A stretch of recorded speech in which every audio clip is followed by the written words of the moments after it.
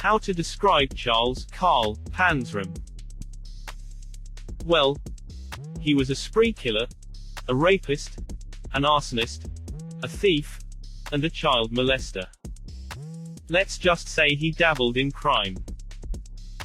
He admits to raping over 100 men, and killed 21 people throughout his criminal career, but only 5 victims could be linked to Charles. Join me as we explore the life and crimes of Charles Panzram. Welcome to Simply Told.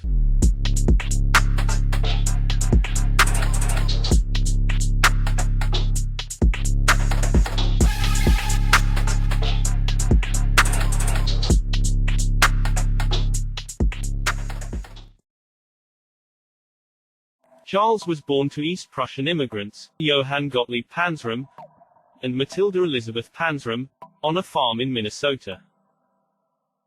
He was the 6th youngest of 7 siblings, consisting of 5 older brothers and a younger sister. They were forced to help out on the farm from a young age. But that soon comes to an end when the new truancy laws comes into play, making it illegal to keep one's kids from school. Even though it was law for kids to attend school, it wouldn't shield them from farm work. They would simply help out after school, sometimes until late at night.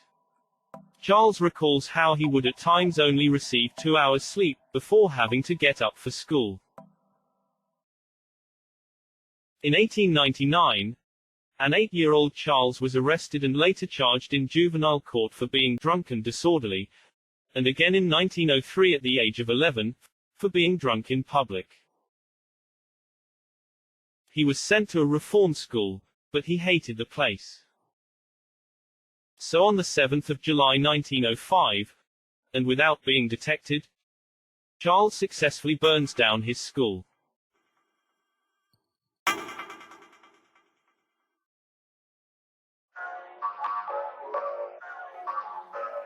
Charles runs away from home at the age of 14.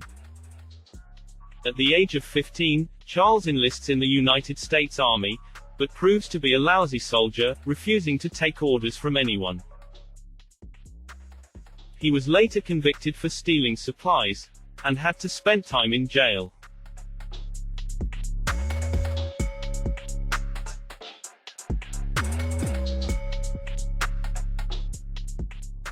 Charles goes back to what he knows best: crime. But he wasn't any good at it. He's repeatedly caught and sent to jail. On the 27th of April 1913, Jefferson Davis, one of many aliases Charles would come to use throughout his criminal career, was later arrested for burglary.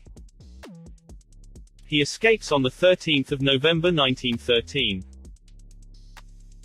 Then about a week later, now using the alias Jeff Rhodes, Charles was arrested once again, after he was caught selling the stolen items he'd taken from the home he burgled, and receives a 7-year jail term for that crime. Charles always had a problem taking orders from anyone. And spending 7 years in a cold cell might be what the courts wants, but it's not what Charles wanted. Charles hatched an escape plan with fellow inmate Otto Hooker.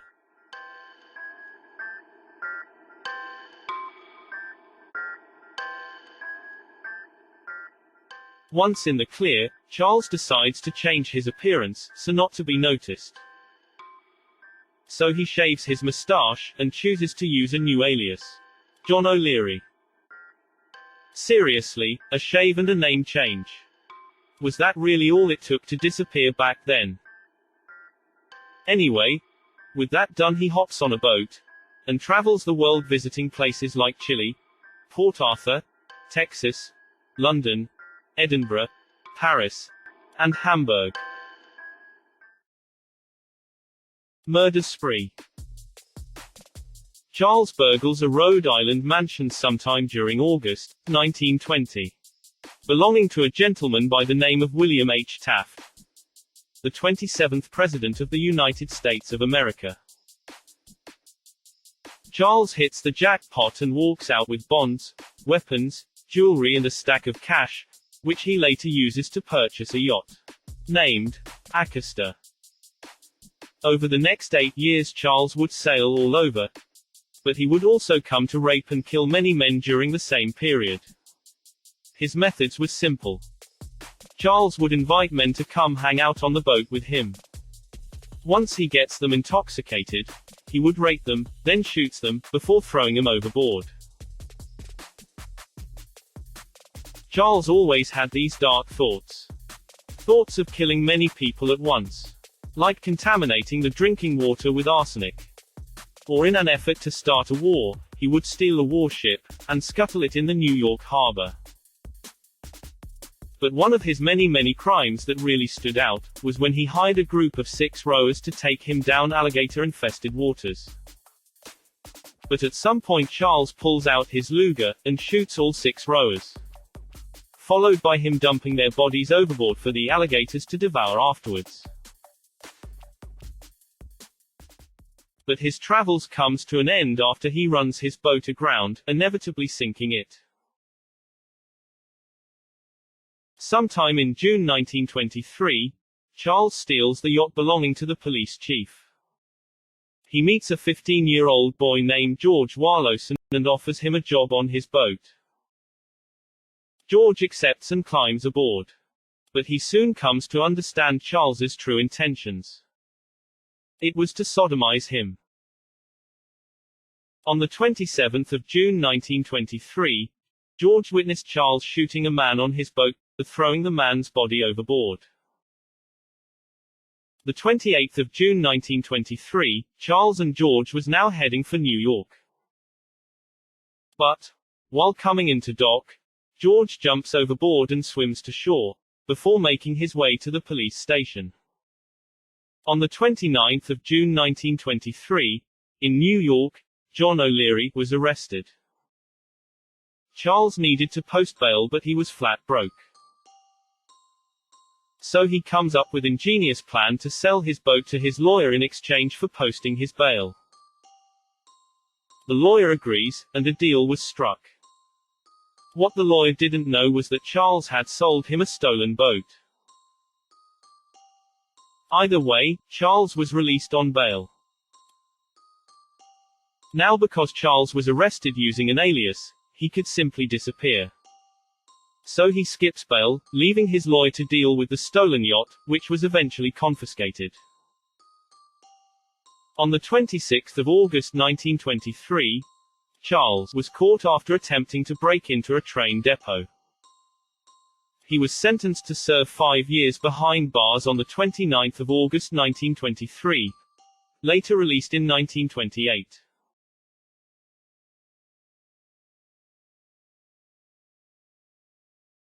Charles was arrested once again on the 30th of August 1928, after he was caught breaking into a Baltimore home on the 20th of August 1928. He eventually admits to earlier killings, leading to the rape and deaths of 3 young boys. But police could only confirm one of the 3 deaths, committed sometime in August 1928. For this he was sentenced to serve 25 years to life behind bars. And this should have been where his story ends. But that wouldn't be the case. No. While serving his time, Charles dishes out this verbal warning to anyone and everyone, quote, "I'll kill the first man that bothers me." End quote. On the 20th of June 1929, while he was on laundry duty, a prison warden, who was known for his confrontational ways, sees Charles, and confronts him, simply to taunt him. But after a while, Charles had enough. He grabs a steel pipe and beats the warden to death. And for that, Charles receives the death penalty.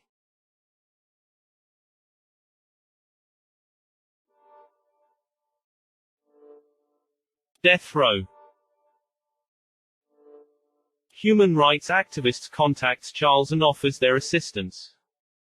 But Charles simply responds in writing, saying, quote, "The only thanks you and your kind will ever get from me for your efforts on my behalf, is that I wish you all had one neck and that I had my hands on it." End quote. The 5th of September 1930, the day of his execution. When asked if he had any last words, Charles replies with, quote, "Yes. Hurry it up, you Hoosier bastard. I could kill a dozen men while you're screwing around." End quote. And this is how his story ends. He was buried in the Leavenworth Penitentiary Cemetery.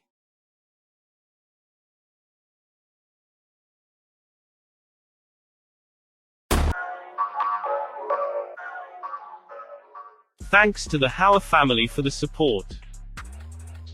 Hope you enjoyed this week's content contribution. If yes, then please feel free to show just how much with a like, share, subscribe. Any of those gestures would really help grow the channel. Thanks for watching. See you in the next episode of Simply Told.